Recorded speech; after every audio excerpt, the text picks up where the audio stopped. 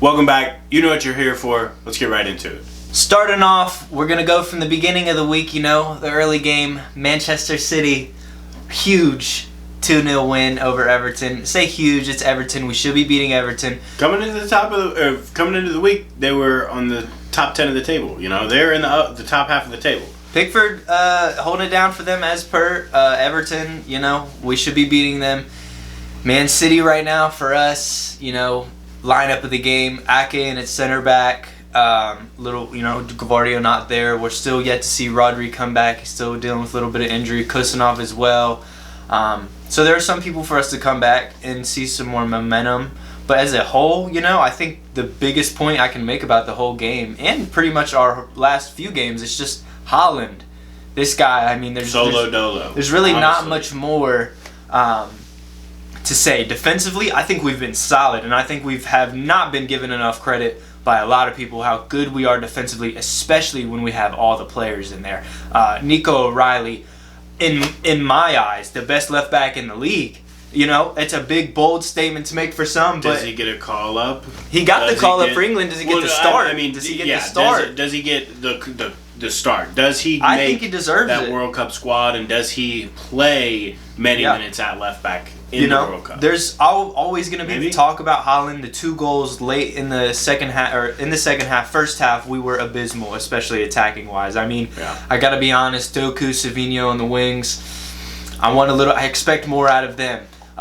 First half, I expected even a little bit more out of Phil Foden. Thought he could have been doing a little bit more that first half. Second half, we'll get into that. It was a complete turnaround. But in that first half specifically, wanted to see more from those guys. Our first half, the best players were our fullbacks, O'Reilly and Nunes. So that can kind of tell you, our attacking wasn't really doing that well. But defensively, we're solid, and I love our defenders right now, especially with how the season's gone on. And I'm a Nunes hater, but he's been doing all right. I think part of what you guys are going to have to go through a lot this season is relying on that defensiveness and then just hoping that Haaland can do something on his own, because that's what a lot of games have been this year. Trying to shut down at the back, get it to Haaland and let him do something. Get him 1 or 2 balls into the box on his head, or get him crosses in that are, low, but they're just absolutely pinged in. Yeah. He'll do what he can. And that's what they've been doing. They've been relying on that, and it's come through for him big this season. If you take Haaland's goals out of this team, obviously they're City. They would probably have somebody else scoring a couple of here and there, but it wouldn't be to this volume. The guy is just a machine. I hate that I don't hate him. You know what I mean? He's just a likable guy, and all he does is score goals. He's hard to hate other than playing for City. We need more goals all around. It's weird because we won the game 2-0, and I want to talk about all those positives from that game, especially the second half. Phil Foden turned it on. Reinders, kind of a shaky game again today. Not really there. Not bad, but not good. Kind of like a 5-6 out of 10 performance, and that's what we've kind of been seeing from Reinders. So hasn't settled in. Hasn't settled in fully. Had a really good start. AC Milan, he was an animal. He was an animal. He was everything that they needed him to be. And a lot of the similarities of this City team in the position that he plays are there, but there are some differences too. He is not quite the attacking number 10 that he was for AC Milan at a lot of points last season. He's a little bit more of an 8, it seems like to me. Yeah. He's asked to do a little bit more defensive work than what he did at AC Milan. From what I see, from the AC Milan games that I watched and the City games that I've watched this season. I don't expect this guy to be getting 20 goals or anything like that. No. Goals from midfield, they're a bonus. Phil Foden, he should be scoring a little bit more, but he's creating chances, so you can't really, go after him because you're like, okay, yeah, he could be scoring more, but the guy's setting up Haaland left and right, it feels like. So, you can't really go at him. Yeah. Reinders, you want to see a little bit more of that goal and assist contribution. The wingers, that's the biggest thing too. The wingers are not contributing. We need to see Cherki and Omar Marmoush back. We saw Cherki come on late. Haaland should have had 3 or 4 goals because of the chances he was getting. Couldn't put some of them away. 2-0 win, deserved I think overall. But again, what I take out of this game mainly is I want to see goals from other places in the team. Thankfully, we have Haaland, an amazing striker. who can stay healthy, and our defense is going to hold it down. And as long as we continue that, long may it continue do you for win the the City league? fans. Do you feel your favorites? Here's the thing. If we can take advantage of these bad spots of Liverpool, and we'll get into that, of Liverpool and their streak of losses, Arsenal, they're doing good. They're doing the thing they need. They're pretty good. But Arsenal, I just don't think Arteta and Arsenal I don't think he's got the ball. So at this point, if you're asking me, I'm still confident in my prediction from the beginning of the season that City are going to win the league. At the same time, though, that comes with caveats. If we need to have Haaland stay healthy, our defenders stay healthy, Donnarumma still keeping to play at that high level as he has been for us as a part of that defensive unit that's been doing so well. Yeah. But we need more from the midfield. We need more from our wingers. We need more from different positions. But if we keep doing what we're doing, given the circumstance of other teams, I still don't see why we shouldn't win the league. Game of the week, one of the games of the year, a game that everybody looks forward to, whether you're a fan of either team or a neutral. Liverpool versus United at Anfield. Always a big game. The most important game for United when it comes to away games of the year in the Prem. Did not disappoint either. Didn't disappoint. I'm not going to sit here and give you the lineup and give you Liverpool's lineup because honestly, from minute one, we was on that ass, boy. We were on it. This was one of the most complete performances that I have ever seen under Ruben Amorim. Mm-hmm. We have had other really good results. Last year, when we beat Lyon in the Europa League, that was a fantastic result. Beat City at the Etihad. Beat City at the Etihad. But those were smash and grabs. Those weren't ones where we dominated and led the game for 70 minutes or 77 minutes. We did not allow Liverpool that many chances. Now, granted, they hit the post a couple of times. I'm not naive. They did hit the post a couple of times, but they also skied a couple. Salah, I'm looking at you.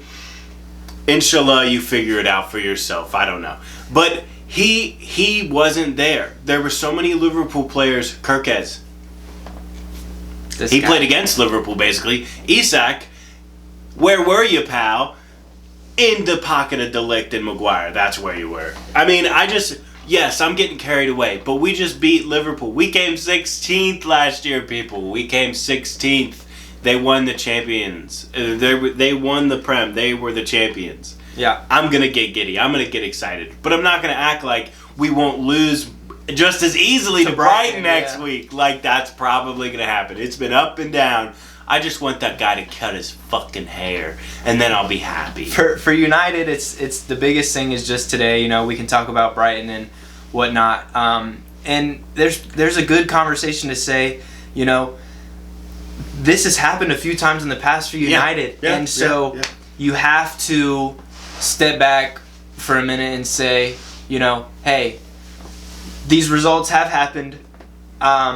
And then we go the next 3 weeks without winning. Yeah. With that being said, as Trevin pointed out, United have not dominated a game like that, though, even in those wins from minute one as they did. And it showed with the goal right from the get-go. Mbumo, just a wonderfully weighted pass from Ahmad immediately to kick it off. Mbumo, great finish right through Mamashveli's, I hope that's right. Right through his legs. Just so important to get it started early, and they did. That's exactly what we wanted to see. 1-0 from the second minute. And then from the second minute until the 78th, I think United were pretty confident in the way that they operated. Now, they didn't always make the best decision. They didn't always make the best pass. But at the same time, they were confident in every decision that they made. You saw players with the best attitude that they've had in a long time, running back, tracking back, doing everything that they can. Even some of the players that have had a couple of bloopers this year, Dalot, Maguire, I'm looking at you guys, stepped up. Dalot, he had an okay game, but he's on the left. Not exactly the most attacking prowess when you have Diallo on the right. That's what you want to go for. Dalot's a little more defensive in the game. So be it, I'm fine with it. Harry Maguire, my glorious king, slabhead. All the slander I've said before, I take back. You're my favorite now. You're the best. He stepped up. He does, man. Like, he has gone through so much as a United player from the fans, and myself included. they got a little bit crazy there for a minute. Not for myself, but I had some criticisms, and a lot of people did too. But some lunatics took it a little far, and he has come back from that, and he has honestly become a fan favorite the last few years. He comes up in big moments. The game against Lyon, the game against City a couple of years ago. He is a big game player for us. Like, he comes through in those moments a lot of times, and that's exactly what we needed from him against Liverpool. But also, I gotta say, Bruno, shout out. Who the fuck thinks to play that ball? Like, not even take a touch, but to just off the volley, right, just a peach of a ball. Like, 3 people could have scored that, honestly. Konate had no chance, right over his head, just perfectly placed. I couldn't be happier. Bruno deserves a lot of credit. Had a really good game. Midfield had a good game. I think Casemiro did all right. The back line did good. Old man had some legs for about 75 minutes. Mount up there pressing from the front. And we're going to talk about all this good stuff United are doing. And before I get to Liverpool, I got to say about Harry Maguire one thing. This guy, truth be told, this coming from a City fan, this guy has gotten it more from rival fans and his own fans than any other player that I've seen since I've become a soccer fan, right? And I wasn't there, or really, I wasn't there for all the stuff with Beckham and different players and the ridicule they got, so I can't really compare it to anything. But this guy, Maguire, what he's gone through, the shit from pundits, fans, people attacking his home, people burglaring his home. The guy has been through a lot, man, and to some extent, he's brought it upon himself. He's been shit sometimes, and he's brought criticism upon himself. Has brought up, but it has been taken to an extent that is much too far. And this guy has shown he has value. Whether you think he belongs on a Premier League winning team is one thing, but this guy has character. He's a good player. He's got heart. He's a good guy. I honestly think that. I think he seems like a good guy. He fully deserves all the praise he's been getting the last few, year and a half, honestly. It feels like he's been doing a lot better. So, I just had to say that Harry Maguire, hats off to him. Yeah, we know you're watching, Harry. Shout out. Liverpool, though, really quickly on them, it's just been bad the last few games. That left side, Van Dijk and Kirkhead. The system, the players, it's a little bit of manager. Both, it seems like. It's like, Van Dijk on that first goal, off it, pointing at other players and, calling other people out because he's the captain and that's his job, whatever. But, man, you got to take some self-responsibility there. He elbowed his own player in the head. Van Dijk, you got to take some responsibility. And people keep talking about Salah and him not scoring and assisting him, which is valid. It's super valid. Yeah, Salah should be doing better. Yeah. But look at the guys at the back, your captain. I mean, they got to be getting that shit together. McAllister, not been playing well at all this year, it seems like. Gravenbach seems like he's just in the midfield by himself. Wirtz. We can get on to the news. We could talk all day about the new signings, but I mean, Wirtz and Isak, just the 2 big ones, obviously not really working out so far the way that the Liverpool want. And probably the most detrimental to the team is the fullbacks. And you'd think with the same midfielder last year they'd be able to, keep that cohesive unit. But Trent, I mean, it looks like they miss him a lot. And I didn't think I'd be saying that with Frimpong. I thought they were similar profile. Kirkhead on the left, thought he was brilliant at Bournemouth, but it's just not really gelling for them. It's not. You look at every one of the defenders, including the back 5 now. Alisson's not there. Mamashvelia is he's a good goalie. He's a good goalie, but he is not Alisson. No. Nobody's going to debate that. Alisson, no. Van Dijk has not been the same. I know that people say, Van Dijk's the best center back in the league.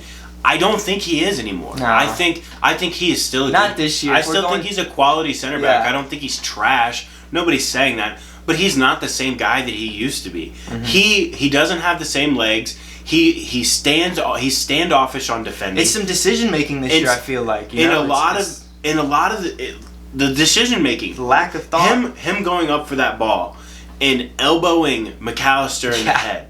I mean, and then asking for a foul on a United player and to stop. So that leads me to believe that everyone thinks that next game when City are through on goal, if their opponent decides to punch their teammate in the head, it's a head injury. You got to stop. What are you doing? You can't do that. It's a head injury. Yeah.